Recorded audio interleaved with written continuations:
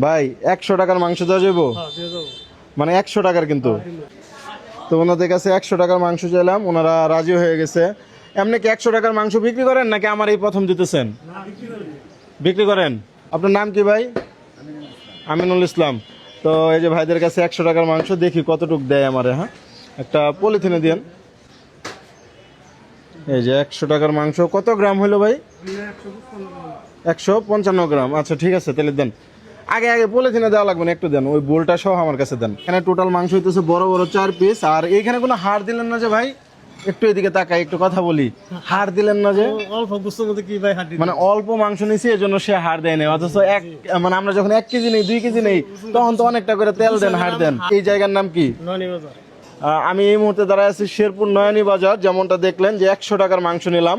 Actually বর্তমানে আধা KG মাংস যখন নিতে যাই, অনেক দোকানদার আছে তাদের মুখের দিকে তাকানো যায় না, কিন্তু এই নয়ানী বাজার, তাই তো, শেরপুরের যে নয়ানী বাজার, এখানে মাংসের যে দোকান, আপনাদের দোকানের নাম কি? ওইভাবে কি দোকানে কোনো নাম আছে নির্দিষ্ট, যে অমুক গুস্ত বিতান বা? হ্যাঁ, এই দোকানের মালিক কে মূলত? আপনি? দেখে একটু কথা বলি। আচ্ছা চলেন, এই দোকানের যে মালিক আমি তার সাথে একটু কথা বলি।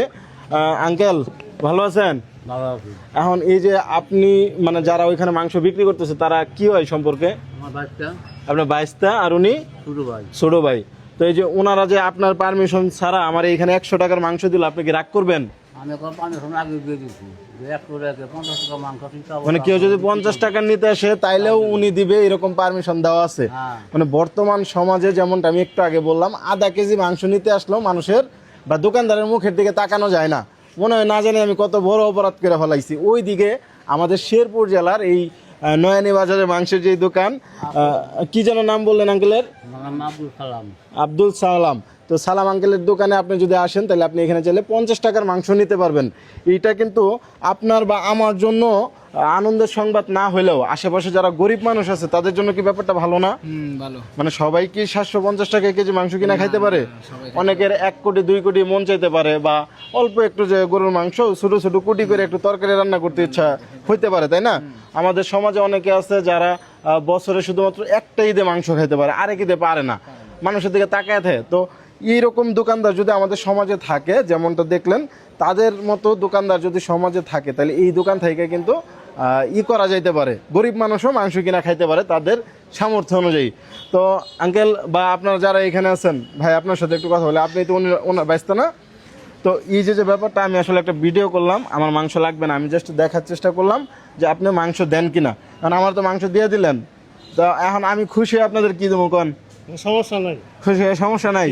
আমি তো সবাই, যেহেতু আপনারা এখানে কর্ম করতেছেন বা ভালো একটা পর্যায়ে আছেন, আমি আপনাদের 500-1000 টাকা দিয়ে ছোট করতে চাইতেছি না।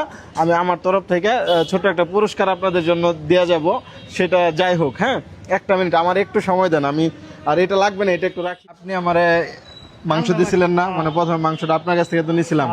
এখন আপনাদের আর্থিক অবস্থা যেহেতু ভালো, যেমনটা বলছি যে ওনাদেরকে আমি কোনো টাকা দিতে পারতেছি না, এর জন্য আমার তরফ থেকে মানে সামান্য এটার দাম, ঠিক আছে, কিন্তু এটার যে দাম অনেক বেশি এরকম না, খুবই সামান্য একটা পুরস্কার, এটা একটু ধরলে ভালো হবে। এই যে পুরস্কারটা পাইলেন কেমন লাগতেছে?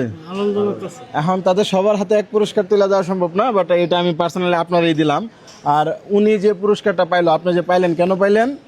আপনি আমার 100 টাকার মাংস দিচ্ছেন। এইরকম করে যদি একটা গরিব মানুষ আসে, আপনি তারেও সবসময় দিবেন, এই কথাটা বলছেন, এর জন্য মূলত এটা দেওয়া। হ্যাঁ, তো সবসময় কাজটা করেন, ভালো থাকেন, আমার জন্য দোয়া করেন। 100 টাকার মাংস শেরপুর থেকে আর নিলাম না, রেখে গেলাম, যেহেতু আমার দরকার নাই। বাট ওনাদের আচার ব্যবহার, ওনাদের মন মানসিকতা দেখে আমার সত্যি অনেক ভালো লাগলো। আল্লাহ হাফেজ, আসসালামু আলাইকুম।